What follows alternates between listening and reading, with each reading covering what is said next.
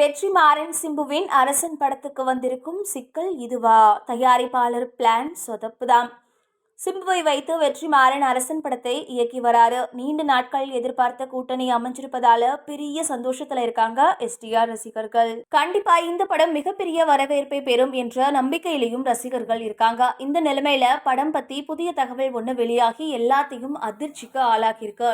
சிம்பு இப்போ தன்னோட இரண்டாவது இன்னிங்ஸ்ல இருக்காரு. இந்த இன்னிங்ஸ்ல அவரோட செயல்பாடுகள் நிதானமாகவும் அதே நேரம் அதிரடியாகவும் இருக்கு. மாநாடு, வெந்து தணிந்தது காடு என ஹிட் படங்கள்ல நடித்த அவர் 10 தல, தக் லைஃப் ஆகிய படங்கள்லயும் நடிச்சாரு. ஆனா கடைசியா வந்த 2 படங்களும் பெரிய வரவேற்பை பெறல. அதே சமயம் சிம்புவின் நடிப்புக்கு வழக்கம் போல எக்கச்சக்க அப்ளாசஸ் கிடைச்சது. இப்படிப்பட்ட சூழல்ல வெற்றிமாறனோட இணைஞ்சிருக்காரு சிம்பு. ஏற்கனவே எஸ்டிஆரை வைத்துதான் வடசென்னை படத்தை இயக்குவதாக இருந்தார் வெற்றி.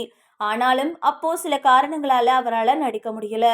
அவருக்கு பதிலாக தான் தனுஷ் உள்ள வந்தாரு. அதனால இந்த முறை வெற்றியோட சிம்பு இணைந்திருப்பதால இந்த படத்தின் மீதான உச்சக்கட்ட எதிர்பார்ப்பை ரசிகர்களும் திரைத்துறையினரும் வச்சிருக்காங்க. படத்துக்கு அரசன் அப்படின்னு பெயர் வைக்கப்பட்டிருக்கு. அனிருத் இசையமைக்க, கலைப்புலி எஸ் தானு தயாரிக்கிறாரு.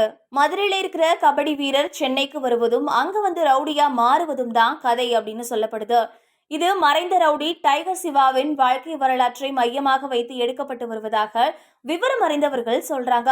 இந்த படத்துல விஜய் சேதுபதி முக்கியமான வேடத்தை ஏற்றார்.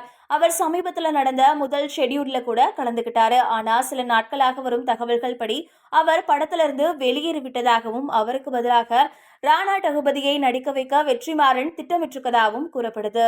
ஆனா இது எந்த அளவுக்கு உண்மை அப்படின்னு தெரியல. இந்த நிலைமையில அரசன் படம் பத்தி புதிய தகவலும் வந்திருக்கு. அதாவது இந்த படத்தோட OTT உரிமத்தை வாங்க பிரபல நிறுவனங்கள் போட்டி போடுறாங்களாம்.